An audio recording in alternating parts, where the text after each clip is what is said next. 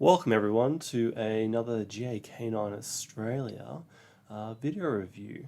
This is for Klaus, who's currently undergoing the Module 1 distance tracking training with me.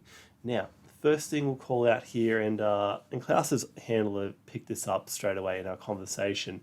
The choice of start location here was not ideal because Klaus can see where they've walked off so easily. And what ends up happening is that Klaus just ends up running straight off on a 45-degree angle to the left here and skipping the start article. Now we'll see in the next two fire trails in this video that that is overcome quite well in the terrain selection, but you can see that through your selection of where you start and what the dog can see and so on, how you can really influence the behaviors that you're going to shape and build with the dog. Now, this is a nice little fire trail that we'll be watching Klaus work in a second here, and some really nice self-discovery which occurs.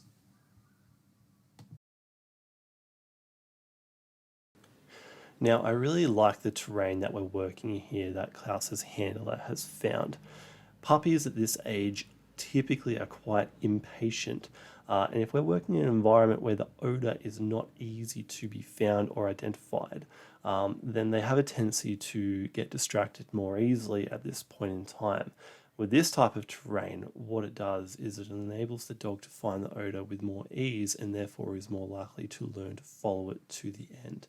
This is a really nice quick little fire trail here that sets us up nicely for the next two that you're going to see, and Klaus has a really good job here of locating the track layer.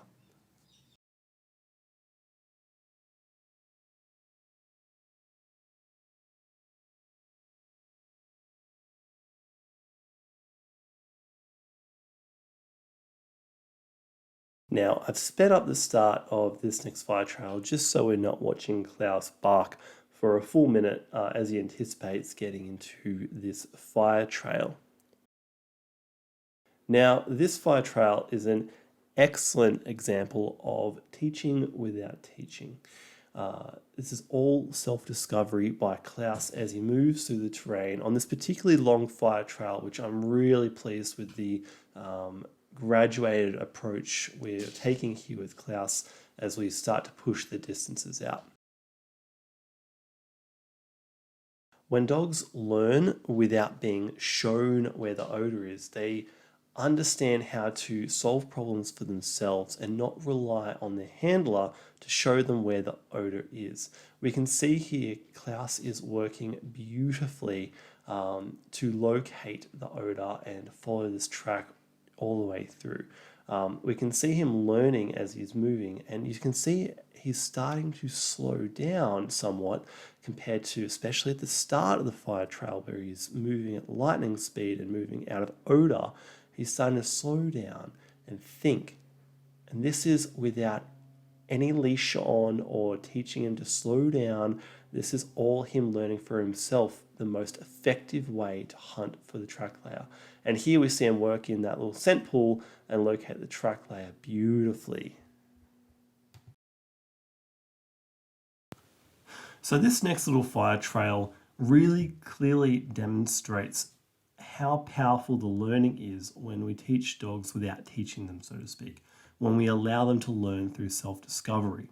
So what we see here is Klaus learning that just by sprinting and running off doesn't necessarily equate to finding the odor in the most efficient manner. What we're seeing here now is Klaus working the odor, one, that's in the air, and two, the ground disturbance that's right in his face thanks to this really awesome terrain that you're working in. The scent will be catching on all of this tall grass, which means that Klaus doesn't actually need to put his nose right to the ground to find the odor. It's pretty much staring him right in the face, enabling him to work it quite well and effortlessly. This is particularly good for your Malinois, your pointy-ear dogs that have more of a tendency to want to use their eyes and hunt a bit more. And this is the best way to get them to start to think more clearly and to identify sources of odor. So what we're seeing here is just really perfect work by Klaus.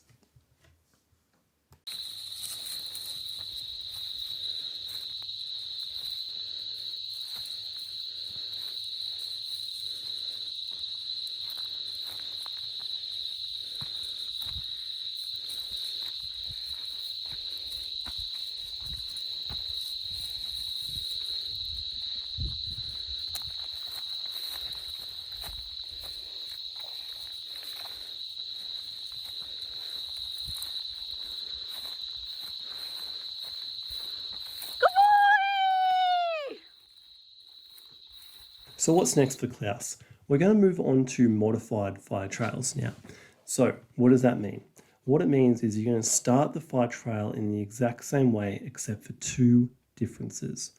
One, the trail layer will no longer run away, they'll walk away. Two, once the trail layer is out of sight, you'll remove Klaus away from the start of the track, usually in the opposite direction that the trail layer has gone, and keep them away from the start of it for about a minute. You can pick up the dog or you can walk them on a leash. I usually move 15, 20 meters away and facing other directions so that they've sort of broken away from the fire trail before bringing them back after about a minute or so as the introduction to this. Once you come back to the article, make sure your leash is off, have them by the collar, and as they come up to the start article, just let them go and see what they do, okay? A big sustain that I'm really liking to see here is the distance that your trail layers are going. Keep that graduated progression going on. I'm really liking seeing the distance that your trail layers are incrementally increasing the distance to the fire trails. Keep that up.